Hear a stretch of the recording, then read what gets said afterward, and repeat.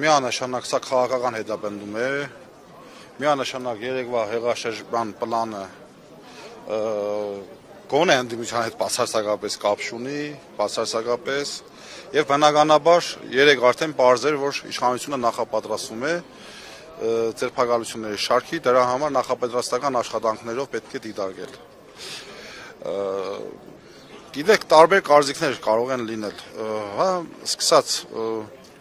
Սյունիքում միջանցք հանձնելուց, ավարտված կարծիքներ կան, որ Վեհապար Հայրապետի դեմ ուզում է ուժային գործողություններ անել եւ նաեւ այս ամեն ինչը դրան նախապատրաստական աշխատանքներն են։ Ես ոչ մի բան չեմ բացառում, այս իշխանություններից իսկապես մենք տեսանք, որ կարմիր գծեր չունեն, այսպես ասած ժողովրդական բառերով ասած սրբություն չունեն, մի բան բայց հստակ կարող եմ ասել։ Նիկոլ Փաշինյանը ամենից շատ վախում է սեփական իշխանության համար, իր աթոռը, իշխանական աթոռը կորցնելու համար։ Եվ քանի որ նա այլևս կորցրել է ժողովրդական աջակցությունը, իշքան էլ իրենք փորձում են բարձենալ ժողովրդի կողմից ընտրված լինելու հանգամանքով, ասեմ ձեզ, 21 թվի եւ 25 թվի մեջ շատ տարբերություն կա, շատ, հավատացեք, անգամներ, տասնյակ անգամներ իր հեղինակության, իր թիմի հեղինակության մասն է խոսքը։ Տարբերություն կա եւ այսօր իրենք բացարձակապես լեգիտիմություն են կորցրել են եւ իրենք հասկանում են, որ եթե ուժային ռեպրեսիաներ չանեն, ուժային ուրեմն կառույցների միջոցով այս հալածանքները չանեն, իրենց քաղաքական ընդդիմախոսներին չմեգուսացնեն, իրենք չեն կարողանալու իրենց իշխանությունը ձգեն։ Մինչև չգիտեմ ուր են ուզում ձգեն, այսպես ասած հիմա թե Բաղձալի իրանց ճակերտավոր խաղաղության պայմանագրի ստորագրում, թե ուր։ Ամեն դեպքում ես օգտվելով առիթից կոչ եմ անում մեր քաղաքացիներին անտարբեր չլինեն այսօր ճակատագրական օր է, ճակատագրական օր է, անկախ քաղաքական տարաձայնություններից մենք չպետք է մենակ թողնենք մեր այն գործիչներին, ումից որ շատերն էլ մենք տեսնում ենք, որ վաճառական գործողություն են պահանջել շատ անգամ, չգիտեմ, ես եմ պահանջել։ Ես կոչ եմ անում օգտվելով առիթից, հենց դատարանի տեղը հրապարակվի, թե որ դատարանում է լինելու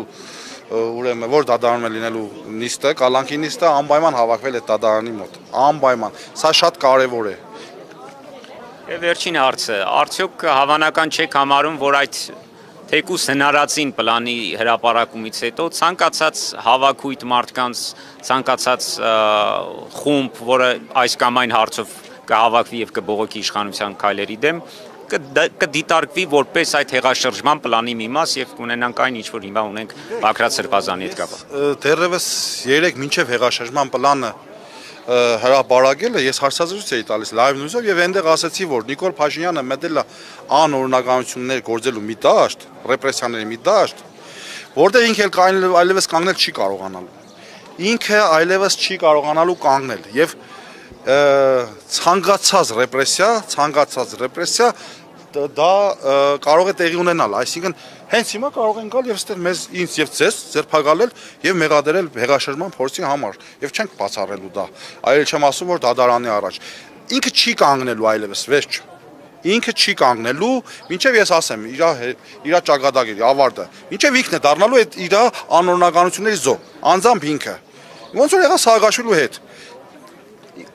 Սա հստակ է։ Հիմա մենք ոչ թե պետք է մտածենք ինքը կկանգնի, թե չի կանգնի, ել եմ ասում, ինքը չի կանգնելու։